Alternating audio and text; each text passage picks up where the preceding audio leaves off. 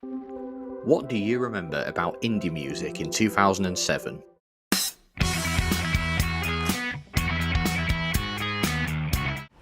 Sheila goes out with her mate Stella. It gets poured all over her. There were albums that have stood the test of time, such as Arctic Monkeys' Favourite Worst Nightmare, Radiohead's In Rainbows, and Block Party's A Weekend in the City.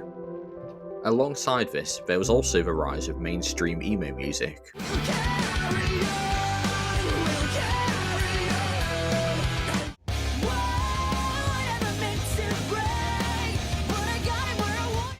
However, there was something else present at that time that was briefly inescapable in the UK indie scene. For those who don't remember, this clip may seem like a fever dream.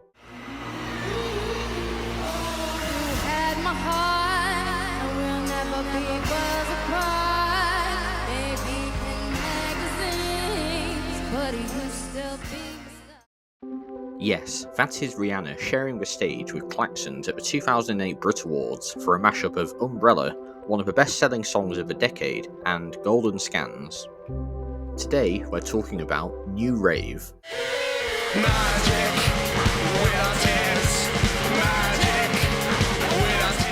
It's a subgenre that didn't last for very long, but for a brief moment in time, it was absolutely huge in the UK.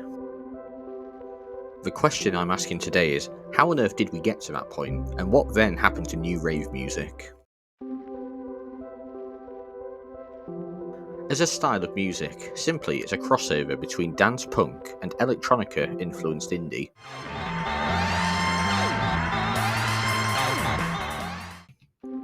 And so, what were the origins of this new genre? Well, there were three key moments earlier in the decade that we can point to in the formation of new rave. Firstly, we have the release of Is This It by The Strokes. Rock music was in a pretty rough place at the turn of the millennium, with alternative music experiencing a post-grunge and post-Britpop hangover. Radiohead aside, this void was unfortunately filled by either the likes of Coldplay and Stereophonics, or new metal acts like Limp Bizkit and Korn. This was until The Strokes made garage rock cool again, ushering in a wave of similarly cool New York bands such as Interpol and Yeah Yeah Yeahs. This revival then reverberated across the Atlantic in the UK, and this renewed interest in indie rock resulted in our second key moment, the release of Up the Bracket by the Libertines. Did you see the stylish kids in the... A year after Is This It, the UK had its own indie rock darlings. Although the Libertines would self-destruct a few years later, they would also lead the way for a new wave of bands to follow in their footsteps. Soon, with Franz Ferdinand, The Cribs, Block Party and countless others, the UK had a thriving indie scene once again. Although New Rave would soon become a counter-movement away from the increasing popularity of jangly strummed chords. I've had the same jeans on for 4 days now, I'm gonna... The third key moment was also in 2002, with the release of the Microkorg synthesizer. Synthesizers weren't new to the world of alternative music, going back to Gary Newman and Kraftwerk in the late 70s. She's a model and she's looking good. However, up to the early 2000s, synthesizers were mainly used by major label studios and specialist electronic artists, partly due to the cost of the synthesizers themselves. For example, in 1992, a Roland JD800 would cost $2,995, nearly $7,000 in today's money. In contrast to this, the Microkorg was $399 upon its release. This meant that a synthesizer was now affordable to almost all garage indie bands who wanted to add a new dimension to their sound. Alongside its affordability, its compact size and easy-to-use presets made it the perfect tool for bands to experiment without needing to break the bank or spend hours learning about oscillators and modulation. So, who were the forefathers of this burgeoning new genre then? Before Klaxons and the rest, there were rumblings of a new sound from a few bands in the early 2000s. Out of New York earlier in the decade were the Rapture, who were one of the leading dance punk bands at the time.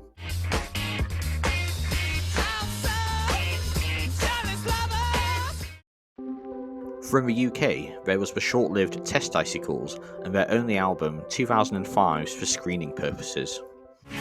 These days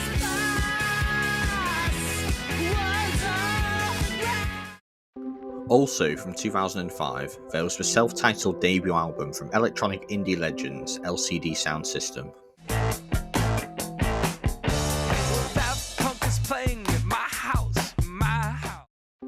Coincidentally, all three of these used microchords, although maybe that isn't much of a coincidence actually. The birth of New Rave itself can only really be attributed to one band though. In 2006, Klaxons burst onto the scene with their debut single Gravity's Rainbow.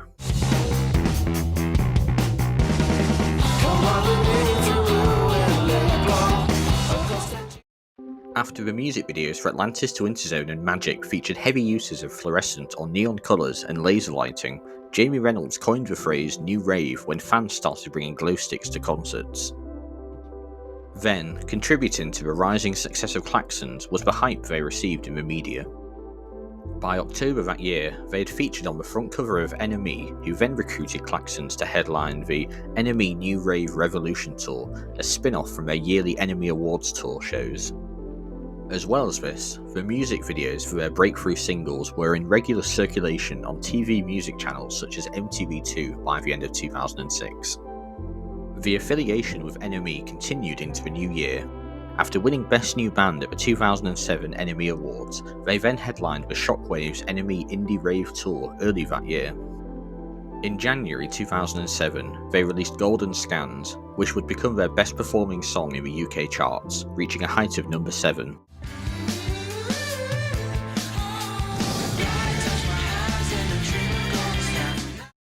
Following this was the release of their debut album, Myths of the Near Future, which also included It's Not Over Yet, which would be released as a single later that year.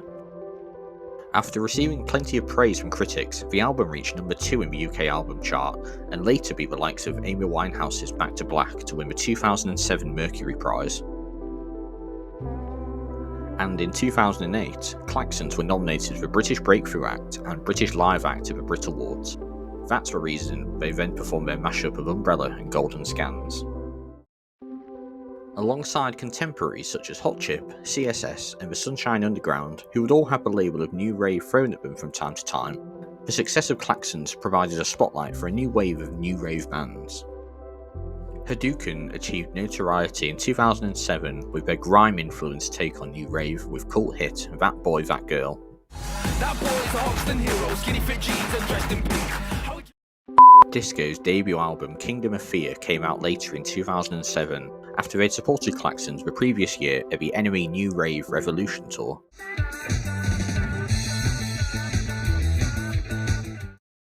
Later the Pier released their acclaimed and only album Fantasy Black Channel in 2008.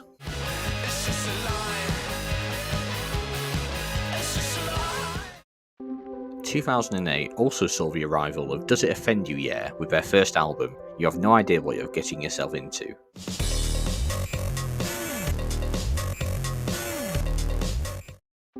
But the aesthetic of New Rave then began to receive a backlash, somewhat in response to the media hype and the pushing of the term onto bands who didn't want to be associated with it.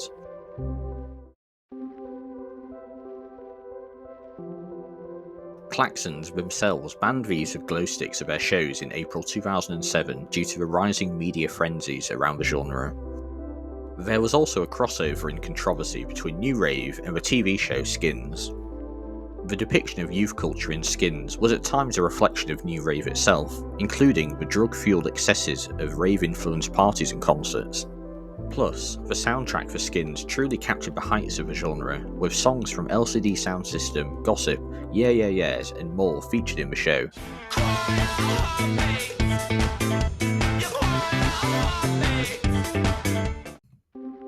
But by mid-2008, NME had declared in their review of Crystal Castle's debut album that New Rave is over. So, what actually happened? It turns out that, as exciting as New Rave was, there were only so many ways that bands could take a synth-infused dance-punk indie sound. Crystal Castles were taking electro down a darker path, while MGMT were returning it to its chart-topping synth-pop roots. The influence of New Rave could still be heard in Black Kids, Mystery Jets and Friendly Fires, but with their synth melodies delivered in a more refined manner.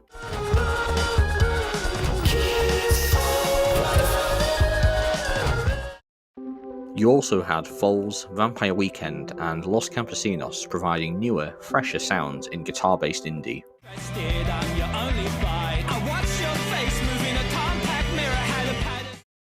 As for the bands at the forefront of new rave itself, there was a marked drop-off in success.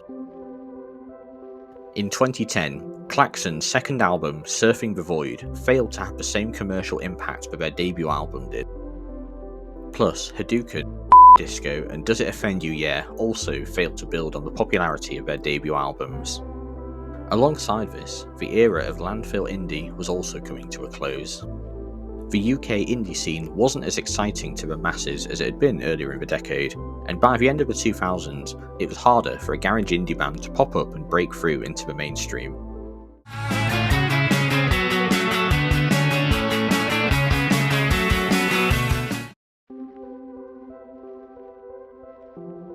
In conclusion, 2007 was just a really weird time for British indie.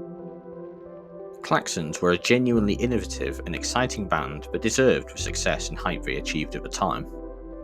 However, media outlets were so keen to appear ahead of the curve that they would then apply the label of new rave to almost any band with a synthesizer. The term new rave then became a stick to beat others with, as the rising popularity of the genre saw a similar rise in contrarian backlash from people who discredited the genuine artistry of these bands. You could maybe even argue that both the hype and negativity around the term new rave became the reason that Klaxons and others were less successful with their follow-up albums, even though Klaxons at least had made a conscious effort to evolve beyond their trademark sound. That's not to say that there's been no positive legacy from new rave though. Metronomy's Nights Out carries the influence of new rave's electronica indie sound, but their songwriting stepped up a level with 2011's The English Riviera. Two Door Cinema Club's debut album, Tourist History, combines the intricate indie sounds of Block Party and Foals with subtle layered synths. Even the 1975, who took the best parts of the sleaze of new rave, as well as its jagged guitars and catchy synth melodies.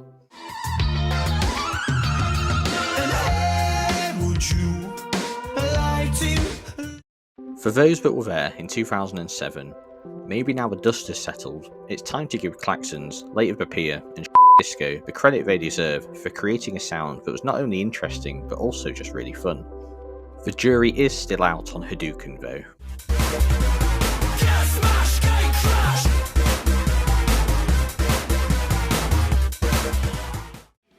Thank you for watching. Please do like and subscribe if you want to see more videos like this. There are plenty of other obscure subgenres for me to cover in the future.